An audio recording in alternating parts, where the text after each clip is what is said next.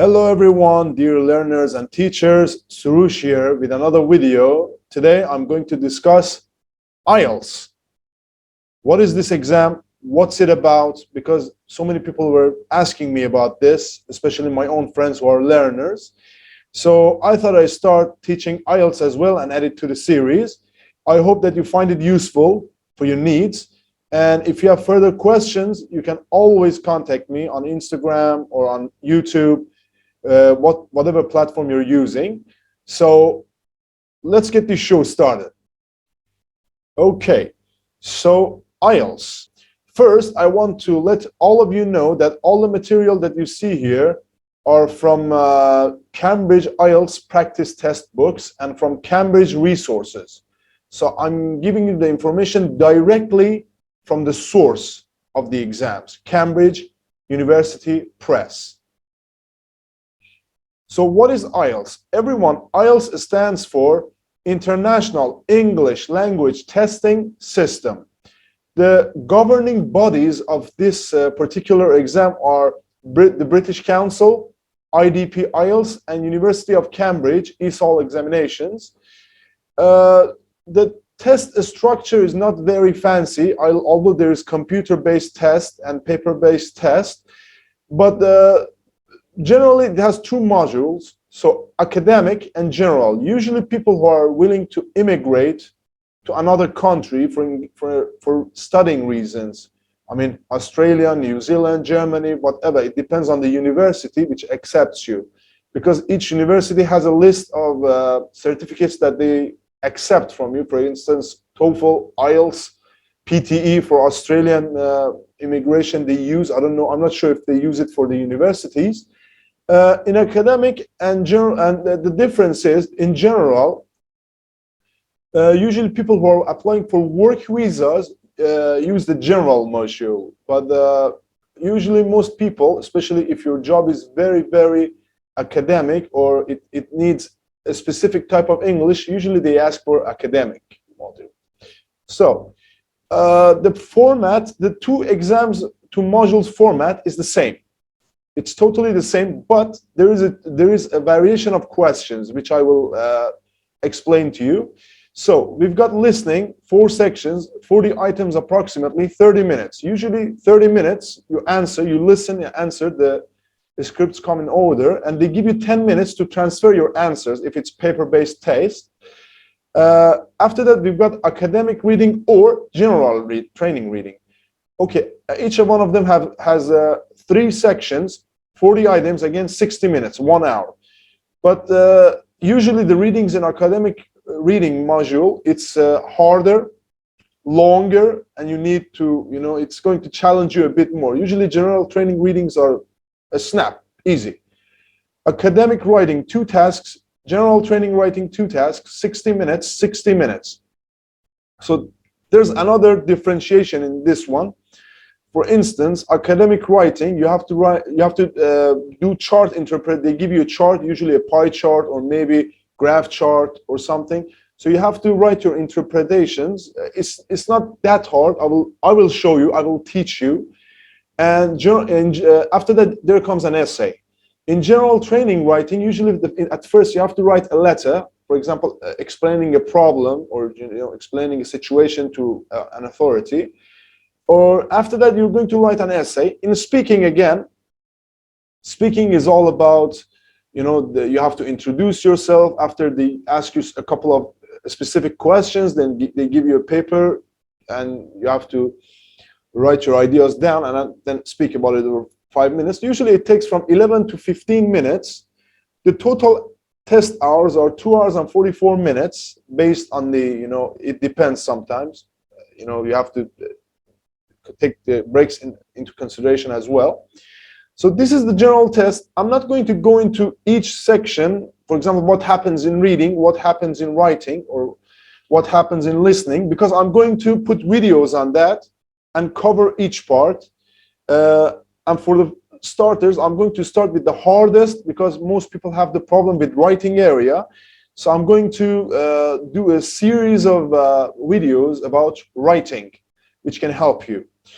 All right, so the test, usually assesses, evaluates your listening and reading skills, which are your receptive skills, because you receive information through your eyes and ears, and productive skills, writing and speaking, namely, because you produce language through speaking and writing. So the test evaluates these skills in your language. So how can I succeed in this exam? How can I do it? Easy. Good knowledge and command over English. Your English has to be good, for starters. Your English has to be good, but is it enough? No, unfortunately. You need to know the format, because I've had many friends, many people who were very good English speakers, who had vast knowledge over English, but unfortunately, since they were not familiar with the format, they didn't do enough practice tests, so they didn't get the score they wanted. For example, they could secure easily an 8, but they got 7, 6, 6.5. And another thing, practice, practice, practice. Guys, no matter how good your English is, you have to practice for this exam. Without practice, I guarantee you're not going to get the result that you want, honestly speaking. So, what books shall I use for this exam? Do I need to study grammar? What books guarantee my score? Usually I get these questions. Guys, you don't need to go to fancy books. You don't need to study, a big list of books. What you need to study is Cambridge IELTS practice books. I think they are published until 16. I'm not sure. I got to check that. You just need these books, because these books provide you with all the practice that you need, all the information that you need. You don't need to go to extra books. Yeah, okay, if your English is basic, all right, upgrade your level of English. But if you want to study solely for the test, I recommend these books. From my experience, I've had students with 8, 7. I myself have taken the exam twice. I have easily secured C1, 7, 7.5, 8. So I'm telling you, it's not a very, very hard task. You just need to know the format of the test and how to employ it. Now, the testing scoring system is like this. Usually it's according to CEFR. CEFR is the Common European Framework of Reference when it comes to languages. So if you secure 4, it's A2. 4.5 all the way to 5.5, it's B2. 5.5 to 6.5, it's B2, yeah.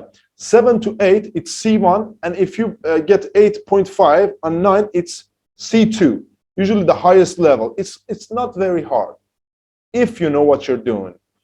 So in most immigration methods, whether it's work visa or for example, student visa, you need to secure at least a 6. Okay. And another one thing that I want to mention, how should I practice? How should I practice? It's easy. Do the practice tests and analyze your answers without the time pressure, just to get the format.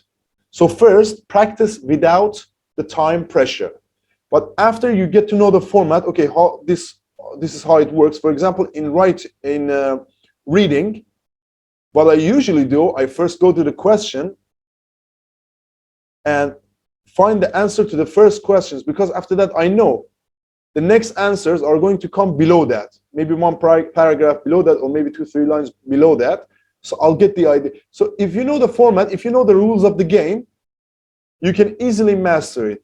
And after you know the rules of the game, do a few tests, but this time employ the time limits.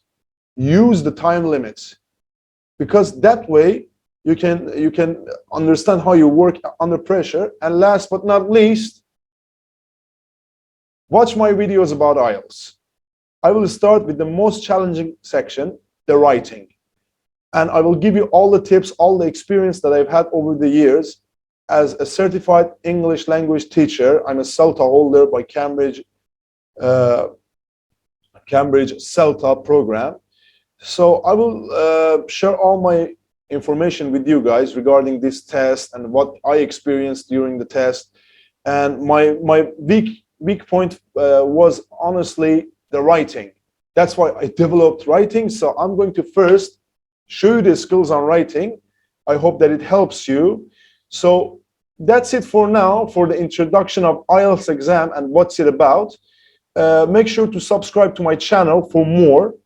I will come up with series about writing, listening, reading, and speaking as well as the time goes by and as the channel gets bigger.